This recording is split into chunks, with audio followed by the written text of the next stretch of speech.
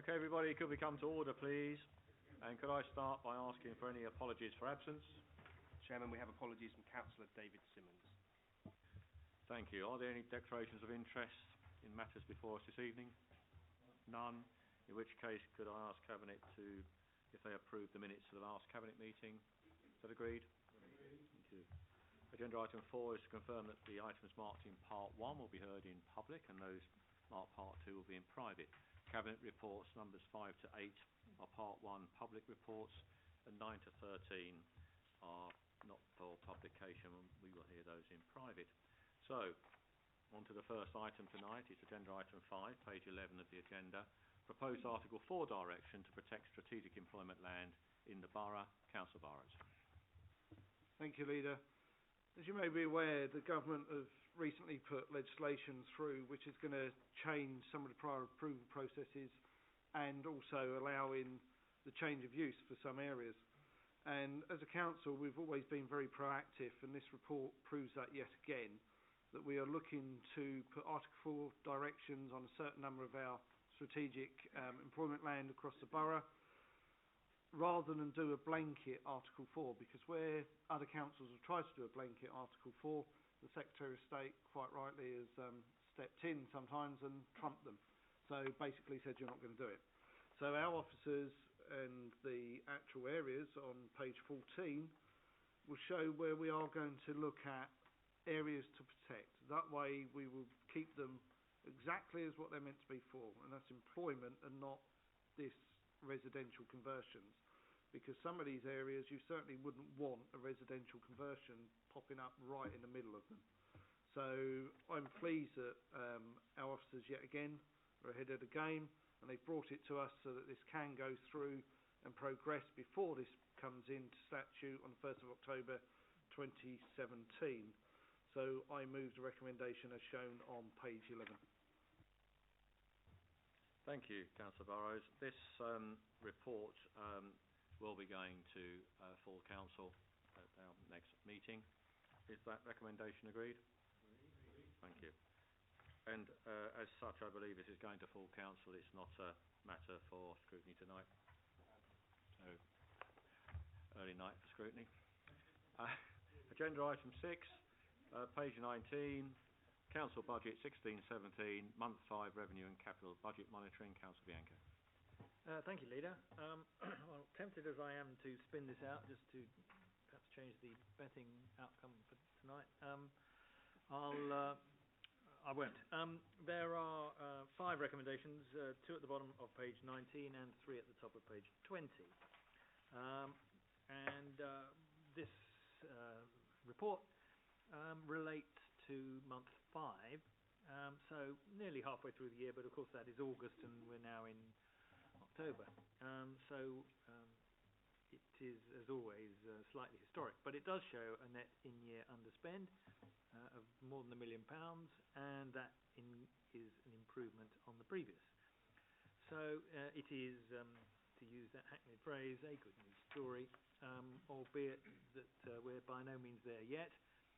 There are still savings to be delivered to get us to the sort of financial year end that we hope and expect to make. On page 28, one can see paragraph 31, the current position of the capital programme, which also shows an underspend of just over 2.2 million, which again is a small improvement on the previous month.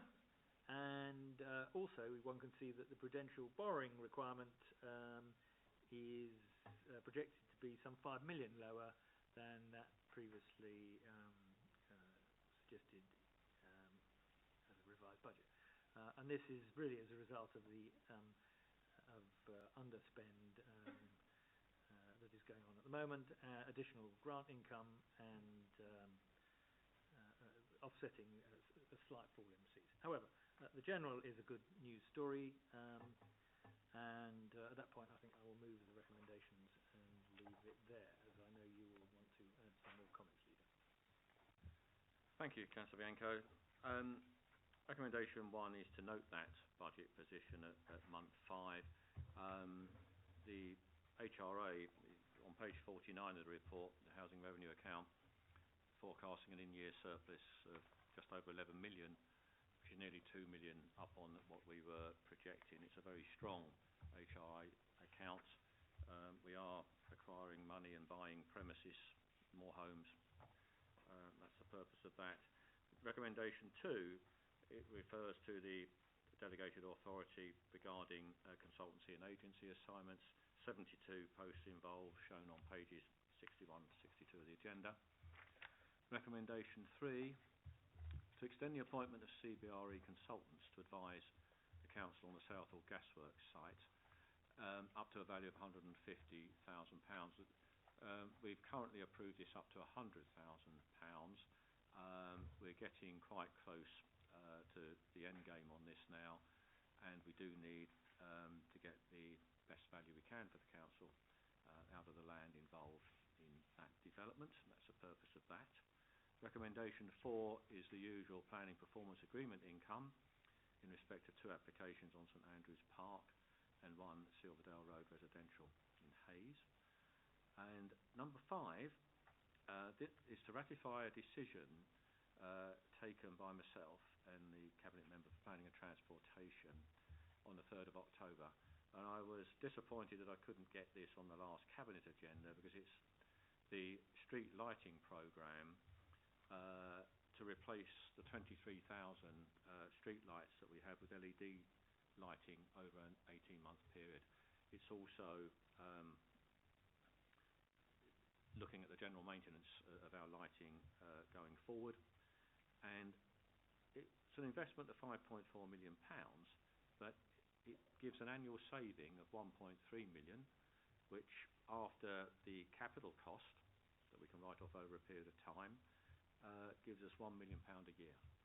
So this is a sound investment, better lighting for our residents, and a better financial position for the council. As Councillor Bianco said, paragraph 6 says we have an underspend of just over £1 million, but paragraphs 23, 24, and certainly summarised in table 6 on page 27, we have at month 5 unallocated priority growth and HIP initiative budgets totaling another 1.8 million.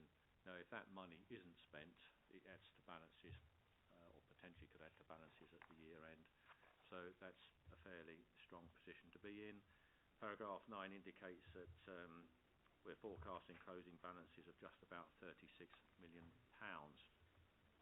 So, all in all, a fairly strong position at month 5. Are those recommendations agreed? Thank you. Agenda item 7, page 63, the school capital programme update. Councillor Bianco. Thank you, Leader. Well, in the Deputy Leader's absence, I'm just going to move the recommendation here at the bottom of page 63. This is the ongoing programme, and one particular highlight, of course, is Northwood School, which opened officially within the last couple of weeks. It's been a fantastic development, built on time, brand new school,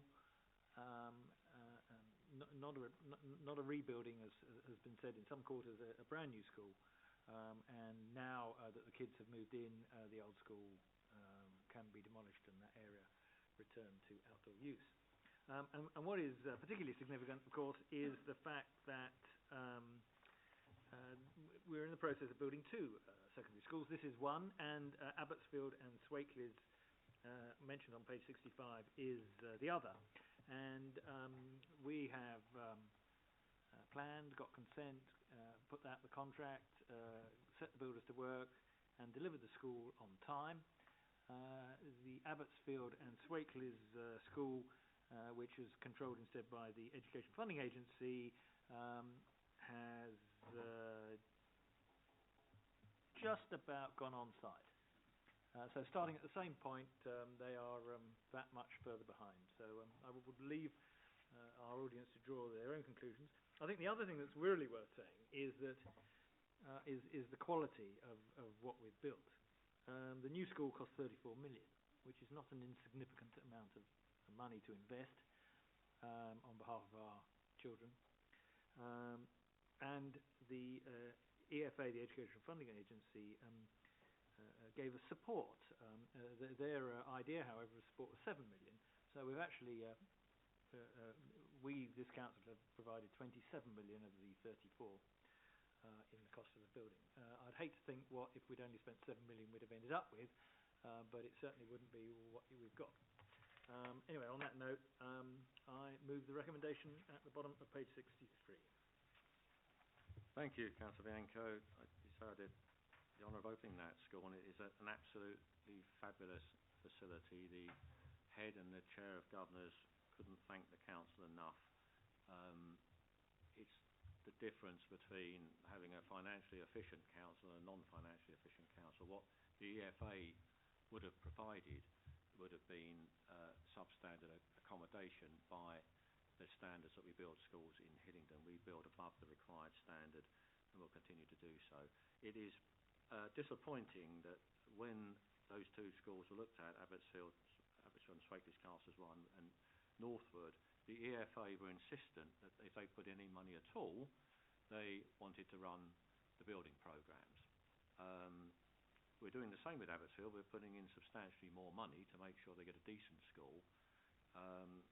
Using the good offices of the deputy leader at the time, he managed to persuade whoever the minister was, Secretary of State, to allow us to do one and the EFA to do the other. And as Councillor Bianco says, one's up and got kids in it, and the other one's just about to get the footings put down.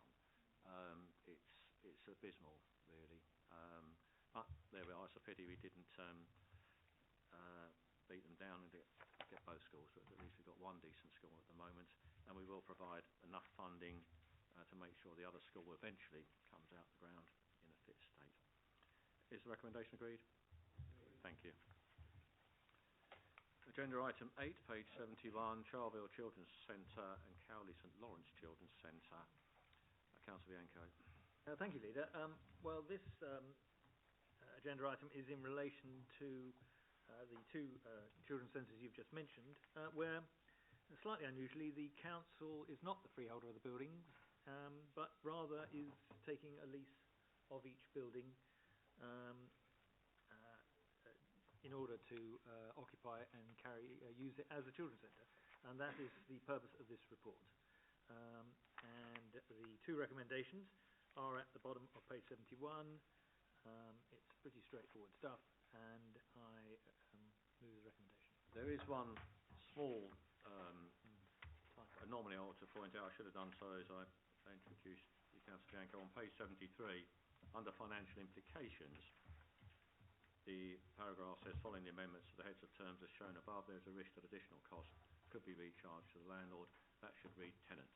In this case, LBH is the tenant because we're being granted the lease.